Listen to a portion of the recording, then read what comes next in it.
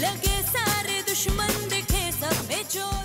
বিয়ের পর বিদেশে গিয়ে পাকাপাকিভাবে থাকা শুরু করলেও পরিবারের সঙ্গে দূরত্ব তৈরি হয়নি অভিনেত্রী প্রিয়াঙ্কা চোপড়ার।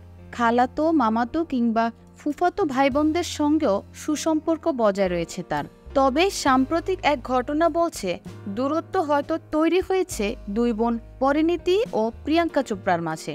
2023 সালের সেপ্টেম্বর মাসে 7 পাকে বাধা পড়েছিলেন পরিণীতি। চোপড়া পরিবারের সব সদস্য বিয়ের অনুষ্ঠানে উপস্থিত থাকলেও সেখানে হাজির ছিলেন না প্রিয়াঙ্কা। জীবনের নতুন অধ্যায় শুরু করতে চলেছেন বলে পরিণীতিকে সামাজিক মাধ্যমে শুভেচ্ছা জানিয়ে আত্মীয়তা সেরেছিলেন প্রিয়াঙ্কা।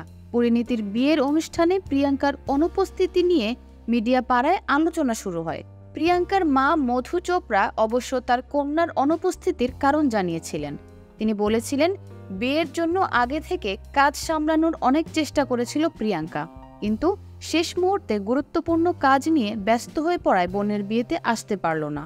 চলতি বছরে এপ্রিল মাসের গোড়ায় বাগদান পর্ব সারেন প্রিয়াঙ্কার ভাই সিদ্ধার্থ চোপড়া। তার দীর্ঘকালীন প্রেমিকা নীলম উপাধ্যায়ের সঙ্গে আংটি বদল করেন তিনি। প্রিয়াঙ্কার ভাইয়ের আংটি বদলের অনুষ্ঠানে ছিলেন না পরিণীতি, কিন্তু হাজির ছিলেন প্রিয়াঙ্কার অন্য কাজিন মন্নরা চোপড়া। হিন্দি ছবির পাশাপাশি তামিল, তেলুগু এবং কন্নড় ভাষার সিনেমাতে অভিনয় করেন মন্নরা।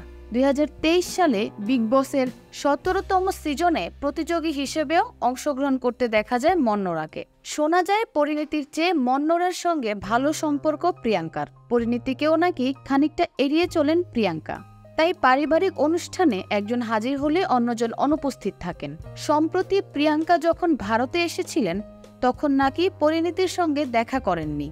এমনকি বিয়ের অনুষ্ঠানেও না আসায় প্রিয়াঙ্কার উপর অভিমান করেন পরিণীতি।